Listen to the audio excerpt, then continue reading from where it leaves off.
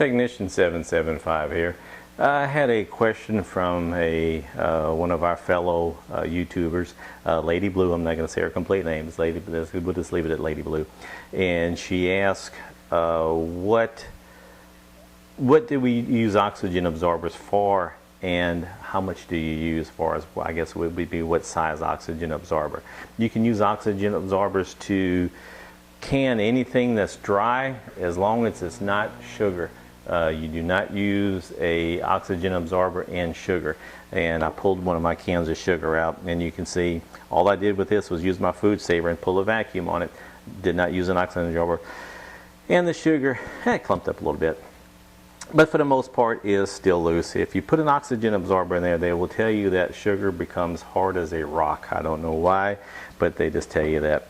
Okay, with that said, I buy my oxygen absorbers from LDS, the Latter-day Saints, and the canneries over in Houston, and very nice people over there. I have to say thank you every chance I get, because they do this out of the kindness of their heart. They really don't have to sell to us, but they do.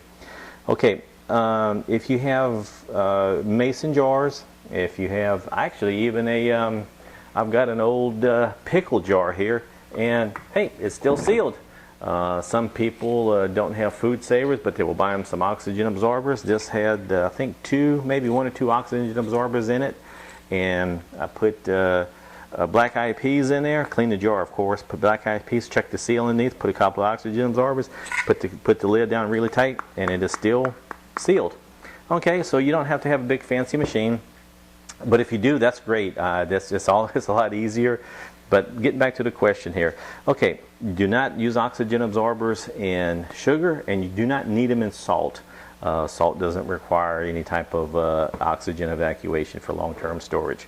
Okay, peas and beans and rice, okay, you can put oxygen absorbers in there, and we buy the 300cc oxygen absorbers from LDS, like I was saying earlier. The only reason we do that is because they're available, they're cheap. You can't buy 300cc oxygen absorbers for 10 cents just about anywhere. And I like the 300cc size because they're actually pretty versatile. One 300cc is more than enough for a quart jar. One 300cc is plenty for a 1 gallon jar, because they use that in their 1 gallon cans, or the number 10 cans. They put one oxygen absorber in there.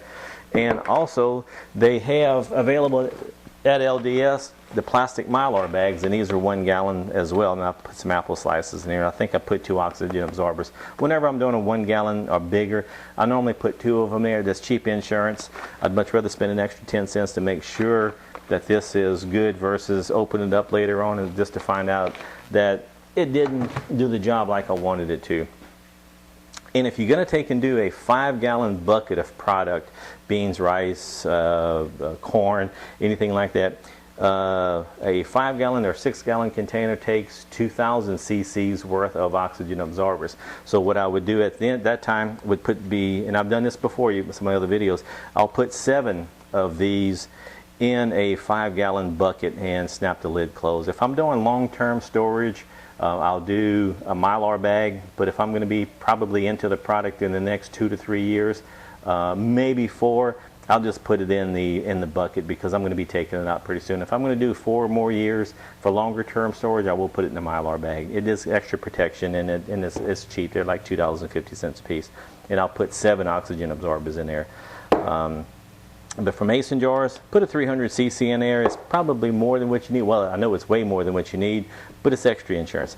And you can do oats. You can, if you don't have your food saver, or if you do have your food saver, the only thing you don't want to do in your food saver is vacuum seal anything that's a powder, per se, flour, any type of mix or anything like that that's got flour in it, because one, the flour will go into the machine and run it, and 2, the flour will actually get up underneath the seal right here, and a week later you'll find that your seal is going from tight to and this for food storage is not good. This for food storage is good. Okay, I hope I answered your question. If I did not, please don't hesitate to send me another private message, or just post a comment, or however you want to take and contact me. Please feel free to do that. There are no dumb questions. only ones we don't have answers for yet. I've always believed that, and I'll always live by that. With that said, this is Technician 775 saying thank you, Miss Blue. And if you have any questions or concerns, please keep the comments coming, and please subscribe as well. 775 saying thank you, and we are signing off.